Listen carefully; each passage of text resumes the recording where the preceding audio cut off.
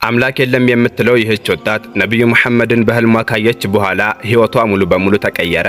ነገር ግን ትልቁ ፈተና የመጣው ከዚያ በኋላ ነበር። ለመሆኑ ሳይንስ ተስፋ የቆረጠበትንና መላ አካሏን የወረረውን ከፍተኛ የካንሰር በሽታ የፈወሰው ያስገራሚ ሚስጥር ምንድነው? ይህን ታላቅ ተአምር ለማየት ቪዲዮውን እስከ መጨረሻው ይመልከቱ። የአላህ ሰላም በያላችሁበት ይስፈን። ዛሬ በአላህ ፈቃድ መላውን ዓለም ያስደመመ ልብን በእምነት የሚያረጥብ አንድ እውነተኛ ታሪክ ይዘንላችሁ ቀርበናል። ታሪኩ የሚያጠነጥነው በፈረንሳይት ወጣት ላይ ሲሆን ይህች ወጣት ፈጣሪ የለም ብላ የምታምን ሙልሂድ ወይም ኤቴይስት ነበረች። ከጥቂት ዓመታት በፊት ይህች ቆንጆ ፈረንሳይት ወጣት ከጓደኞቿ ጋር በመሆን ለጉብኝት ወደ ሞሮኮ አመራች። በሞሮኮ ዋና ከተማ ራባት ውስጥም እንደ ማንኛውም ጎብኚ ታዋቂ ቦታዎችንና ገበያዎችን እየተመለከተች በበጋው የፀሐይ ብርሃን እየተዝናናች ጥቂት ቀናትን አሳለፈች። አንድ ቀን ግን ድካም ስለበረታባት ቀድማ ወደ ሆቴሏ ተመልሳ ስታርፍ እንቅልፍ ወሰዳት። ታዲያ በዚያች ምሽት ግን ህይወቷን ለዘላለም የሚቀይር አስገራሚ ህልም ተመለከተች። በህልሟ እጅግ መልካም የሆነ ንጹህ ነጭ ልብስ የለበሰ ሰው ወደ እርሷ ሲመጣ ተመለከተች። ያ ሰው ማን እንደሆነ በልቧ ወዲያውኑም ታወቃት።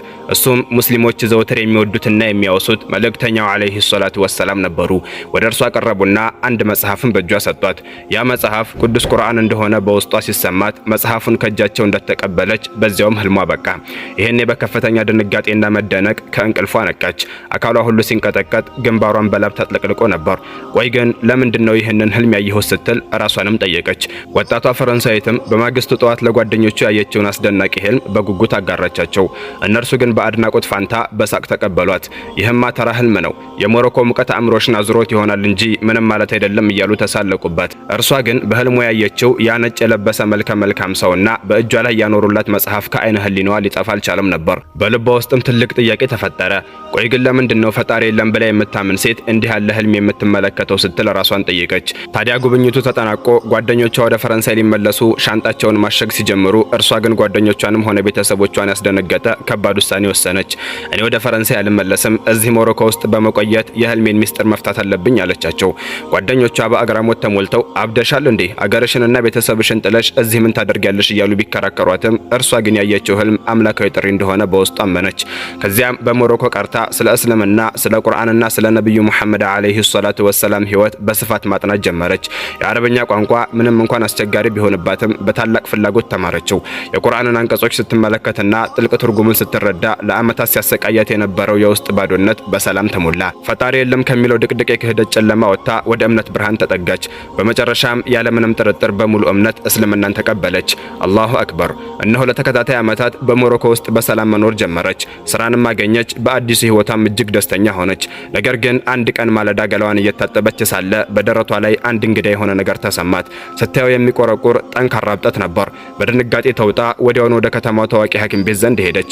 ምርመራው ሲጠናቀቅ ግን ሐኪሙ የነገራት ነገር ልቧን ሰባበረው። በጣም የገፋ ከባድ ደረጃ ላይ የደረሰ የካንሰር በሽታ ነው አላት። ሐኪሙም የምርመራውን ውጤት ደጋግሞ ቢመለከተውም ነገሩ ሁሉ ግን ተስፋ አስቆራጭ ሆነባት። በሽታው በጣም ከመዛመቱ የተነሳ ቀዶ ጥገና ማድረግ እንኳን ምንም ፋይዳ የለውም አላት። ይህ ዜና እንደ መብረቅ ነበር የወረደባት።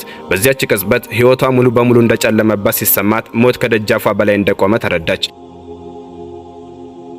ታዲያ በዚህ አጋጣሚ በዚያው ሰሞን እነዚያ የፈረንሳይ ጓደኞቿ ለጉብኝት ወደ ሞሮኮ ተመልሰው መጡ።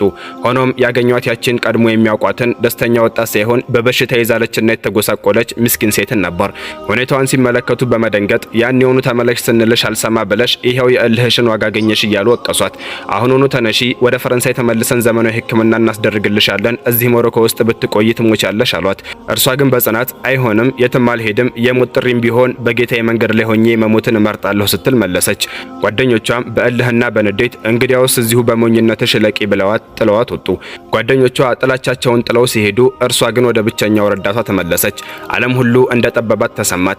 ውዱእ አድርጋ በጌታዋ ፊት ወደ ሶላት ቆመች። በዚያች ምሽት ሶላቷ ለቅሶና ዱዓ ብቻ ነበር። ጌታዬ ሆይ ጓደኞቼና ቤተሰቦቼ አላዋቂና ደካማ ነሽ ብለው ትተውኛል፣ ካንተ ውጭ ረዳት የለኝም፣ እባክህን አትተወኝ እያለች መስገጃዋ ላይ ተደፍታ ስቅስቅ ብላ አለቀሰች። በዚያውም ለቅሶ ላይ እንዳለች እንቅልፍ ወሰዳት። በዚያች ሌሊት በለቅሶና በዱዓ ተንበርክካ መስገጃዋ ላይ እንቅልፍ የወሰዳት ይህች ወጣት ንጋት ላይ ከእንቅልፏ ስትነቃ አንድ እንግዳ የሆነ ሰላም ተሰማት። ፊቷን ለመታጠብ ተነስታ በዚያውም እንደ ወትሮ በጭንቀትና በለመደችው ሁኔታ ያንን በደረቷ ላይ ያለውን አስከፊ እብጠት በእጇ ስትዳስሰው የሆነው ነገር የማይታመን ነበር። እጇን ደጋግማ በደረቷ ላይ ብታመላልሰውም ያ ሲያሰቃያት የነበረው እብጠትና ጠንካራ ህመም የለም፣ ሙሉ በሙሉ ጠፍቶ ነበር። ህልም ይሆን እንዴ እያለች በድንጋጤና በደስታም ተዋጠች። ወዲያውኑም ወደ ሐኪሙ ዘንድ ተፈተለከች። ሐኪሙም ምርመራውን ሲጀምር ያየው ነገር አስደናቂ ነበር። በደረቷ ላይ ምንም አይነት የበሽታ ምልክት ማግኘት አልቻለም። ወዲያውኑ ወደ ቢሮ ሮጦ የቀድሞ ሰነዶቿን አውጥቶ ሲመለከት እዚያ ላይ የተጻፈው በጣም የገፋ የጡት ካንሰር ወደ ሌሎቹ የሰውነት ክፍሎች የተዛመተ እንደነበረ የተገለጸበት ነበር። ሐኪሙም በድንጋጤ እየተንቀጠቀጠ ከቶስ ይህ እንዴት ሊሆን ቻለ? አይ ይሄማ ሊሆን አይችልም፣ ይህ እንዴት ሊሆን ቻለ እያለ ይደነቅ ጀመር። ሐኪሙም ለወጣቷ እንዲህ አለ፣ ይህ በሕክምና ሳይንስ ሊገለጽ የማይችል ከባድ ተአምር ነው። በምርመራው መሰረት አሁን ላይ ምንም አይነት የካንሰር ሴል በሰውነትሽ ውስጥ የለም ሲል ተናገረ። ወጣቷ ይህንን ስትሰማ በደስታ እንባን እያፈሰሰች አላህን አመሰገነች። ቤተሰቧና ጓደኞቿ በናቁትና በጠሉት እምነቷ ምክንያት ጌታዋ እንዲህ ያለውን ታላቅ ስጦታን አበረከተለት። እውነትም አላህ ለታመነበትና ለለመነው ባሪያው ከማንኛውም ጭንቀት መውጫን ይሰጣል። ወጣቷ ፈረንሳዊት ለሙስሊሞች እንዲህ ያለ መልእክትን አስተላለፈች። እናንተ ሙስሊሞች ዘንዳ በዋጋ የማይተመን ታላቅ ሀብት አለ፣ እሱም ሶላትና ቁርአን ነው። ለምን ይህንን ሀብት ችላ ትላላችሁ? አለች። አላህ በእምነታችን ላይ ያጽናን፣ ከበሽታዎቻችንም ፈውስን ይስጠን። ታሪኩ እዚህ ላይ ተፈጸመ። ታዲያ ይህንን እውነተኛ አስደናቂ ታሪክ ለመጀመሪያ ጊዜ ለዓለም የተረኩት ታዋቂው ግብፃዊ ዶክተር ሙስጠፋ መህሙድ ናቸው። በቀጣይ በሌላ አስተማሪ ታሪክ እስከምንገናኝ ወሰላሙ አለይኩም ወራህመቱላሂ ወበረካቱሁ።